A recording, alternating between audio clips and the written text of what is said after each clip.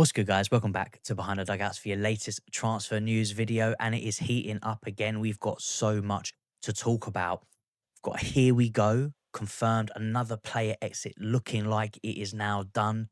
We've got the latest on Nicolas Jackson, and if sources are led to be correct, his situation is going to be resolved this week. But to which club? We're going to cover all of that. But before we get into it, there is some drama that we have to deal with.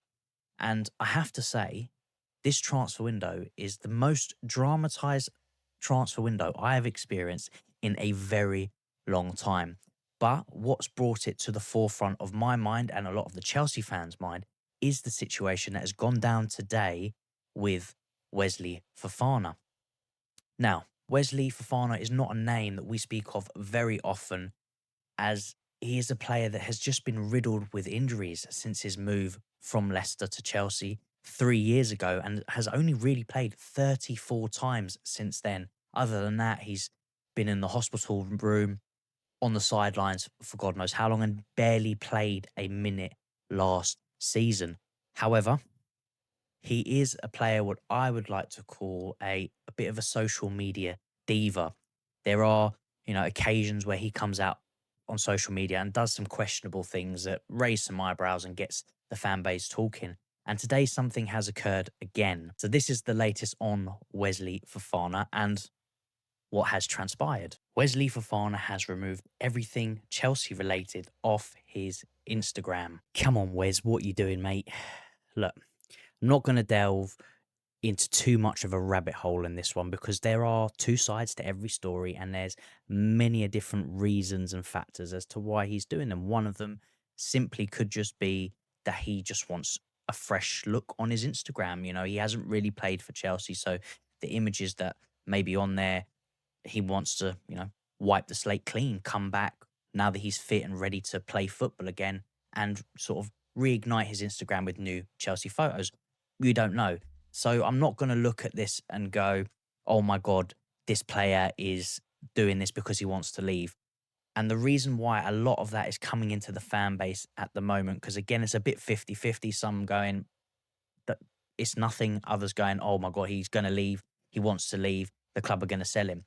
But the reason why this is coming about is because we look at the players like Visser from Brentford. He's done exactly the same thing. Look at the situation with Isak and how that is going down. I mean, that beef at the moment between Newcastle and Isak is absolutely ridiculous. I don't quite know how it's gotten to this point. It seems to be getting a little bit out of hand. But again, that's a different club story for another day. But there's lots of factors that are going on with players that are doing similar things, which is why this has raised such an eyebrow.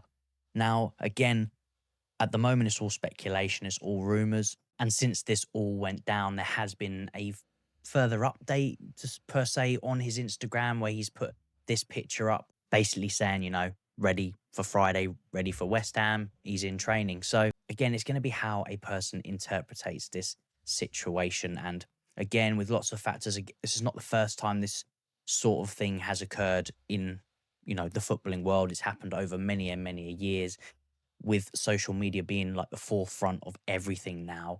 When things do happen and transpire and change on social media, it is a big thing, especially with players. And as I mentioned before, Wesley is one of those social media divas where he does come out publicly and say things on social media. There was an incident, I think it was last season, where Maresca was coming out in his press conference saying he's not fit, not ready to play. And he was, jumping on social media going, don't know what you're talking about. I am fit. I am ready. So we know that he's done this in the past. It's not, I wouldn't say it's the right time. It's not the best impression that he's given out. It could have been very innocent, but with Wesley knowing that he's done this before, I think maybe there's something else behind it. But I also don't think it's because he wants to leave. I do expect him to be a part of the squad this season. And if he can stay fit, I think he will be quite an important part. But that is the biggest question revolving around Wesley Fofana. Can he stay fit? Guess we'll find out, won't we? Moving on to the latest on Renato Vega. Now, we touched on Renato Vega yesterday as he had agreed personal terms with Villarreal, and that has since accelerated. Now we have got this. which Fabrizio has posted. Exclusive: Villarreal agree a deal to sign Renato Vega on a permanent move from Chelsea. Here we go. Agreement with the player and also with Chelsea on a 29.5 million euro package, add-ons included, and also a heavy sell-on fee. Record transfer for Villarreal after exclusive story last week. They got that one done pretty quickly. I said we were only speaking about the personal terms being agreed yesterday. I know Chelsea were trying to hold out to get as close to the 34 million mark. Not far off it again. I didn't think they were going to haggle over 4 or 5 million. I think if they offered in and around what we were expecting, the deal was going to go through. It was going to be accepted, and that looks like what has happened. Great signing for Villarreal, a great move for Renato Vega. I think he will do really well in Spain. You know, he's a big physical lad. He can cope with the ball. He can play with the ball. He can dribble it out. He can play multiple positions, even though he does see himself as a centre back. So I think this will be a very good move for him.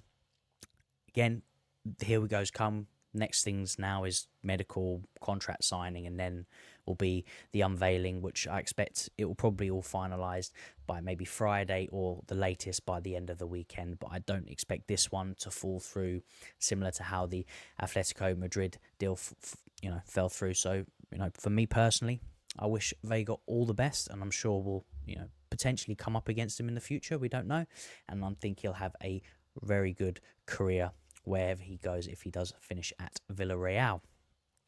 Moving on to another player that looks like he is going to exit the club, be another one of those players, and is actually quite an important player to shift on for us to go out and get the likes of Xavi Simons and Garnacho, which we discussed in the previous video.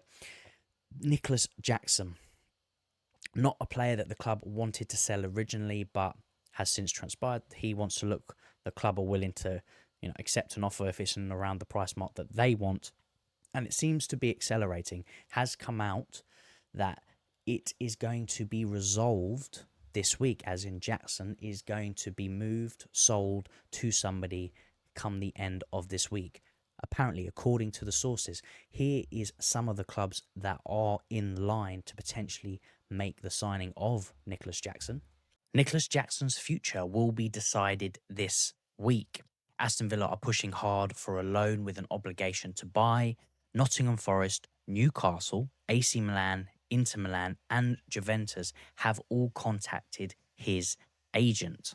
What is going on? Why does nobody want to pay us the money? Why is everyone asking for a loan with an obligation to bloody buy? We want the cash. We don't want to loan. At least, that's what's on the mind of the club in general for most of the players. I mean, we've got the Nkunku situation. They want a loan. And if it's not a loan with an obligation to buy, you've got the likes of Dortmund trying to get Carney Chukwuemeka for peanuts and offering ridiculously low fees. But nobody seems to, at the moment, the back end of the transfer window, wants to go out and buy the players. They're just looking for a loan option with an obligation to buy. And it is becoming frustrating because with Jackson, we definitely could use that money, and we want to use that money to go reinvest in the likes of Garnacho and Xavi Simons. So do I think the club want to take this option? Well, we do have some news on it. This is from Ben Jacobs and the latest if Chelsea would be open to a loan with an obligation for Jackson.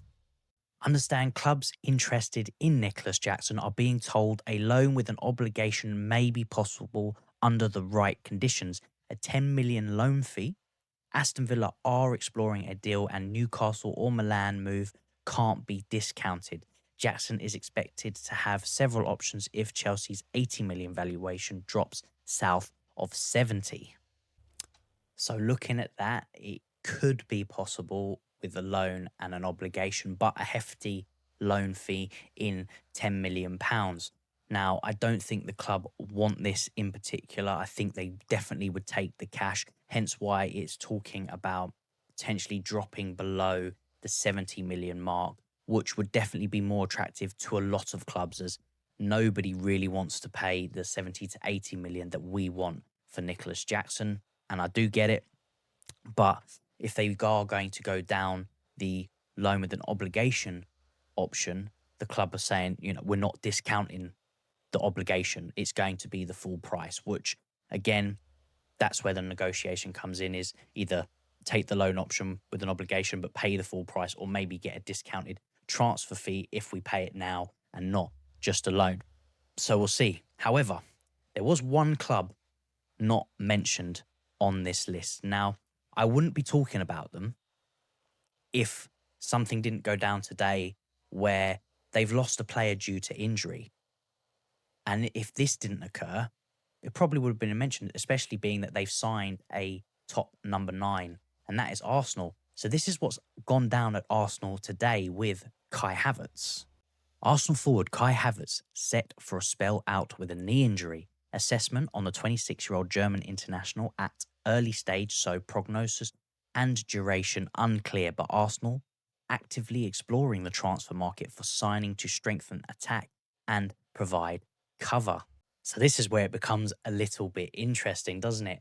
Kai Havertz, predominantly playing up front for Arsenal, was their main striker for the last few years, with, the switching in and out of Gabriel Jesus. Now that they've brought in Victor Gyökeres, having those two, Arsenal felt, or potentially felt, that they would have enough in the forward line, not the full attack, just the strikers in general, to go into next season. But this is a significant setback, a knee injury that could see him out maybe for a couple of weeks or could see him out for months. And then Arsenal would have to rely solely on Gyökeres. And if he was to get injured, they would be left with no strikers.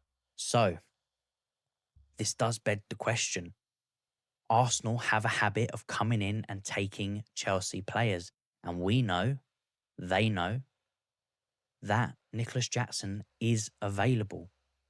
And there could be the potential of discussing a deal with Arsenal to cover and replace Kai Havertz. Again, with Nicolas Jackson, what you get is a striker who's Prem proven, scored goals, done it in the Premier League for the last few seasons, so doesn't need to acclimatise, but can also play on the wing and add left wing cover for the likes of Martinelli. So there is options that they could use Nicolas Jackson for. Now, not particularly too happy about the idea of him going to Arsenal, because they are a rival and are going to, be one of the contenders for pushing Liverpool for the title this season alongside us and Man City. However, I don't think he's going to be that much of a threat, especially if he's only going to, he's going to be back up to Victor Gyökeres anyway. And the Chelsea fans have watched his finishing over the last 2 years. And let's be real, it doesn't scare me.